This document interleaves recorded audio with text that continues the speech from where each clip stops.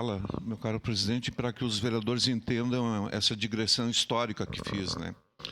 Porque quando se extinguiu a Comissão Municipal de Amparo à Infância e se passou as funções em tese para a FAS, para a Fundação de Assistência Social, a Fundação de Assistência Social ampliou em muito, né, o seu ramo de atuação, sua área de atuação, né? Então, hoje, quem cumpre efetivamente aquele papel que a antiga Comissão Municipal de Amparo à Infância exercia é o Conselho Tutelar. É o Conselho Tutelar. Vejam que a FAS pega o pessoal de rua, pega o pessoal do Bolsa Família, pega o pessoal... As funções que a FAS assumiu são de outro caráter, né? Não específico, né? De lidar com a gurizada, né?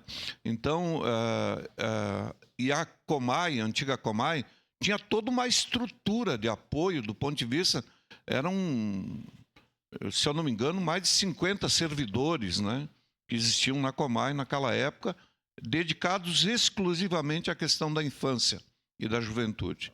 Então, acho que está, de fato, madura a questão da ampliação do Conselho Tutelar e que ele possa cumprir efetivamente a sua função. Era isso, senhor presidente, por isso votarei favorável. Obrigado, vereador Eloy Frisso.